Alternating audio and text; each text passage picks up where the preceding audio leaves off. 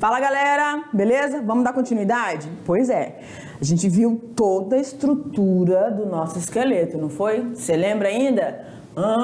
Quais são os nossos ossozinhos do punho? Como é que são chamados? Carpo, isso mesmo. E esse osso aqui bem... Muito bem, o externo. Você tá prestando atenção. Muito bem, parabéns para você, viu? Agora vamos dar continuidade porque a gente ainda está falando sobre o sistema de locomoção humana. Vamos lá, joga no quadro. Então, em relação a essa aula, que é a parte 2 aí, vamos lá. Vamos falar sobre o tecido ósseo, as nossas substâncias ósseas, tá? Ou a consistência óssea, tá? Se você quiser colocar aqui tranquilamente consistência óssea. Tipos de células ósseas, estrutura interna e externa dos nossos ossos. Vamos então ao que interessa, prof, para não atrasar. Olha lá, tecido ósseo. Os ossos dos órgãos, os ossos são órgãos, constituídos por diversos tecidos. Sim, vários tecidos formam o tecido ósseo. Vamos estar introduzindo aí sistema sanguíneo, sistema muscular, está tudo ali ligado, tá bom? E interagindo. Sendo que o principal tecido que vai estar constituindo esse tecido ósseo é o conjuntivo. Não esqueça disso, preste atenção para a realização da sua atividade. Este vai receber estímulos nervosos e nutrientes do sangue. Quem, professora? Os nossos tecidos ósseos, presta atenção. Além de ter a capacidade de reservar gordura. O que, professora? Dentro dos nossos ossos a gente vai ter também acúmulo de gordura. Essa é para acabar, né? Já não basta aquilo que a gente consegue visualizar. Pois é, a gente tem reserva assim. Gente, o que a gente precisa lembrar? Joga aqui para mim. Nós temos... Para manter essa máquina ativa, nós precisamos de energia. A principal fonte de energia são os carboidratos, os açúcares, beleza? A glicose aí circulando dentro das nossas células. A segunda fonte são os lipídios, as gorduras. Por último, você vai ter as proteínas. Quando não tiver mais disso, nem carboidrato, nem lipídios, nem gordura, aí você vai recorrer, o seu organismo vai precisar retirar essa energia de algum lugar. Então, a gente está falando de situações extremas. Por exemplo, se você perdeu na mata, passou, sei lá, 6 meses, 5, 3, não sei, na mata perdida, e você tem que sobreviver ali. Vão te achar, se te acharem, Deus me livre, gente, não estou dizendo que isso vai acontecer. Mas se acontecer, você vai estar bem abaixo do peso, mas você não vai estar morto, vai estar vivo, porque você tem reservas, tá bom? Se alguma fatalidade ou outra não acontecer, né? Enfim, mas vamos voltar para a aula, vamos lá? Senão você vai ficar com medo da aula, né?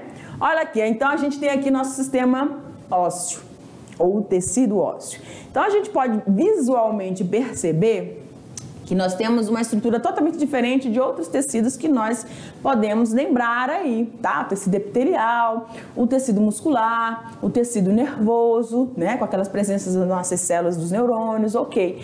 Aqui parece um monte de galinho quebrado, né? Assim, aquela... Então, essa organização, essa resistência, ela é provocada justamente pela presença de uma matriz óssea, tá bom? E nessa matriz óssea, como a gente viu na aula anterior, ela vai ter uma parte orgânica e uma parte inorgânica formada por fosfato de cálcio, a parte inorgânica, e por proteínas, no caso colágenos e glicoproteínas, também outros tipos de proteínas envolvendo aí lipídios também, que vão estar relacionados com a nossa parte orgânica, tá bom? O tecido ósseo apresenta-se rígido e resistente devido a essa substância intercelular, que eu acabei de falar, da matriz óssea, impregnada de sais de cálcio, é a parte mais resistente, esses sais de cálcio realmente enfatizando na matriz óssea, mas relacionada à parte inorgânica. Vamos continuando. Então, quando a gente fala em substâncias presentes nos ossos ou a consistência óssea, a gente vai ter uma classificação de osso esponjoso e o osso compacto que a gente vai ver a seguir, tá bom? Mas fica aqui comigo. Então, esse osso esponjoso, ele refere-se ao de menor peso. Ele é menos denso, mais levezinho, porque ele tem esse aspecto poroso, com espaços ósseos nos quais se encontra a medula óssea, tá bom? Então, quando a gente fala em osso longo, certo? Aqui a gente tem o fêmur. Quando a gente fala em ossos longos, né, como o húmero também no braço, nesses ossos longos você vai ter a região do osso esponjoso, que é nas extremidades aqui, ó, tá? Ou seja, nas epífises, perfeito? E elas vão conter a medula óssea, só que nós temos dois tipos de medula óssea, a vermelha e a medula óssea amarela. Aqui na imagem você consegue ver muito bem esses esporozinhos, né? Essas estruturas que fazem com que ele seja menos pesado ou de menor peso, né? Menos denso. Então, a medula óssea vermelha produzida aqui nessa região, ela vai ser responsável, então, pela produção das nossas células sanguíneas, as plaquetas, os leucócitos e as nossas hemácias, que são as células, os glóbulos vermelhos. E nós temos também a medula óssea amarela, que vai ser rica em tecido adiposo, ou seja, vai armazenar ali gordura. Quando a gente fala de adiposo, a gente está falando de gordura, tá bom? E ela vai diminuir a quantidade aí de células no sangue, tá bom? Vamos continuar aqui. A outra estrutura é o osso compacto, tá? Camada mais um pouquinho fica mais exterior, né? Quando a gente fala em relação ao esponjoso, vamos dizer que ele fica na superfície, né, desse esponjoso, mas na região, qual região? Bota aqui no quadro, aqui, ó, na região que a gente chama de diáfise, que é a parte mais longa, tá bom? Apresenta um conjunto de canais que são percorridos por nervos e vasos sanguíneos. E aí, nesse compacto, nós vamos encontrar os canais de Volkmann e os canais de Havertz, tá bom? Vamos dar uma visualizada. Onde é que é isso, professora? Como é que é isso? Esse aqui é o tecido, certo? Ósseo. E aqui, o vaso sanguíneo. E aqui, ó, na parte, né, a longitudinal dessa estrutura óssea, você vai ter o canal de Havertz. Tá aqui.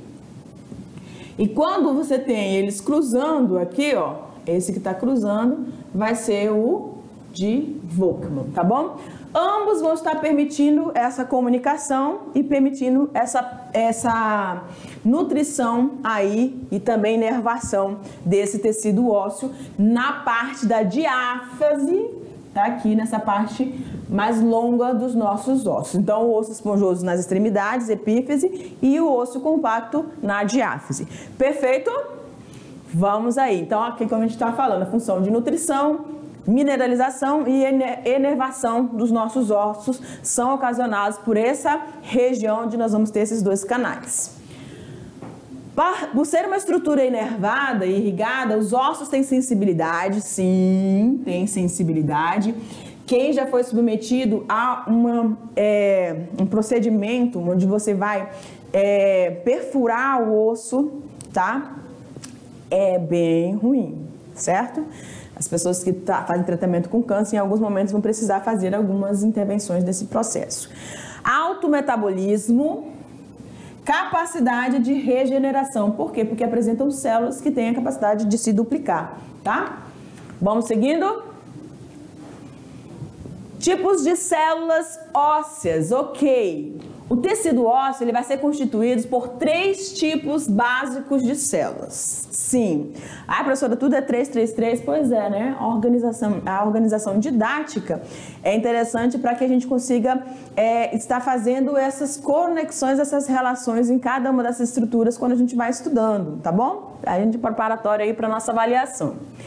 Cada uma exercendo papéis fundamentais para o nosso crescimento, ou seja, para o crescimento dos ossos, ou o processo de regeneração, com forma, largura, comprimentos adequados, ou seja, sem processo de deformação. Esse processo pode acontecer? Sim. Durante o desenvolvimento embrionário ainda, dentro do útero da mãe? Pode acontecer, tá? Isso aí pode ser ocasionado por vários fatores que a gente não vai estar destacando aqui. Mas pode acontecer essas deformações, sim, Porém, todo o organismo vai trabalhar para que isso saia da melhor forma possível, tá bom? Mas a pergunta é, como esse gatinho tá curioso aí? Você ficou curioso para conhecer esses 3 tipos celulares? Então, ele disse que também, né? Tá super curioso. Então, vamos matar a curiosidade dele e sua. Vamos lá. Olha lá. Então, a gente tem primeiro grupo de células chamados de osteoblastos. Repete comigo aí. Osteoblastos. Professora, que palavrão é esse? Calma teu coração. Porque na ciência você tem realmente muitos nomes, né? Ah, são muito parecidos, professora. Pois é, então preste atenção, você vai olhar a imagem e aí você vai tentar fazer essa relação para na hora da prova você dizer, opa, já sei o que é isso aqui. Olha lá. Então, os osteoblastos são as chamadas células jovens, como vocês, queridos, produtores da parte orgânica da matriz óssea. Lembra que a gente falou e frisou anteriormente? Então, nós temos na matriz óssea uma parte inorgânica e orgânica, tá bom? Então, essas células osteoblastos são responsáveis por essa matriz, onde você vai ter a produção da proteína colágeno 1, que tem vários tipos de colágeno, e o colágeno 1 vai estar sendo produzido aqui por essas células dos osteoblastos. Vamos dar uma visualizada nela? Olha lá. Parece aqueles dedais, né, que as pessoas colocavam para não perfurar os dedos, as costureiras antigamente, né? Nunca mais ouvi esses dedais, mas minha avó utilizava. Então elas são mais alongadas, né? E tem esse formato aqui. Elas que vão estar depositando a matriz óssea, vocês vão estar produzindo essa matriz óssea, tá bom? E aí nós temos também os osteoclastos. Eita, professora, preste atenção. Osteoblastos, células jovens. Osteoclastos, você vai ter as células um pouquinho mais maduras. E qual é a função, né? Quais as funções dessas células? Elas vão ser responsáveis por estar remodelando, retirando a matriz mais antiga e vai estar, então, permitindo que as osteoblastos vão fazer a parte dela, elas vão recolocar aí e a outra vai tirar, tá bom? São células bem grandes, tá? Móveis, multinucleadas, ou seja, vários núcleos que reabsorvem os tecidos ósseos e participam da remodelação, ou seja, do processo de regeneração óssea aí, tá bom? Aqui, ó, parece uma água viva, né? Não, professora, sério? É o mais próximo que eu achei, né? Eu acho que parece uma água viva, que você conhece a água viva, você deve lembrar. Enfim, então essas são as células dos osteoclastos, elas que são móveis que vão estar retirando. As células, as matrizes velhas, né? Que estiverem perdendo a sua capacidade, elas vão ser retiradas. É como aquele processo em supermercado que tem os repositores. Tem mercadorias que ficam muito tempo, não saem, né, não são consumidas. O que acontece? Elas passam no prazo de validade. Os repositores precisam fazer essa organização, retirar aquilo ali que não vai estar mais funcionando, não vai servir mais para o consumo e colocando novos produtos. Então, essa vai ser a função dos osteoclastos, tá bom? E os osteoblastos é tipo o dono. O dono vai ter que sempre manter ali os produtos que mais saem dentro do mercado, então precisa manter essa matriz óssea. E os osteócitos, quando a gente fala em células ósseas ou outros tipos de células, a gente sempre vai estar lembrando desses osteócitos aqui. São células estreladas, situadas em cavidades no interior da matriz óssea. Então são as células maduras. Então quando essas células osteócitos, elas envelhecem, aí elas são retiradas pelos osteoclastos e os osteoblastos repõem. Tá bom? Então, são as células mais antigas, fazem parte da matriz óssea mais antiga, ok? Olha a imagem dela, bem diferente, né, gente? Uma parece uma água viva, uma parece um pouco espinho, uma estrela, sei lá, e um dedalzinho ali, parece um dedalzinho. Gente, eu tô falando assim pra você ver se você vai fixar aí na sua cabecinha, tá bom? Mas tem que memorizar o nome delas direitinho. Osteoblastos, osteócitos e os osteoclastos, tá bom? Osteoclastos. Bonito, né? Vai colocar o nome do seu cachorro não de osteoclasto, porque vai ficar ruim. Bora. Seguindo. Olha só aí. Então, essa imagem, a gente consegue trazer bem essa informação dessa funcionamento dessas duas células, os osteoblastos e os osteoclastos. Então, aqui na primeira você tem os osteoclastos recompondo, né? Recompõe o tecido ósseo novo. Então, é tipo aquela parede ali que tá saindo alguma coisa, aí você vai ajustando, vai colocando ela, fazendo ela ficar uma parede nova de novo, bonitinha, arranjadinha, ok? Aí, os osteoclastos, eles vão absorver o tecido ósseo velho. Então, elas vão retirar, vão fazer aquela limpeza, né? Uma limpa, a outra repõe, vai botar tudo direitinho ali, organizando tudinho, construindo a nova matriz óssea. Perfeito? E os osteócitos, professora, são aquelas mais maduras que, quando vão morrer, vão permitir a entrada de novas, né, matriz óssea. Vamos seguindo? Olha lá. Os tipos de ossos, né? Então, a gente tem aí vários ossos nos nossos corpos, formando o nosso sistema esquelético, que a gente viu que tem essa constituição de matriz óssea, de parte orgânica e inorgânica, ou seja, nós temos essa parte esponjosa, essa parte mais compacta, ok. E agora a gente tem uma classificação em relação à forma dos nossos ossos, e aí eles também têm 3 tipos, tá? 3 tipos de classificação. Vamos conhecê-las? Olha lá. Então, nós temos os nossos ossos curtos. Os nossos ossos curtos. E a gente lembra que a gente, quando estava falando sobre a audição, lembram? A gente viu que na região mediana do nosso pavilhão auditivo,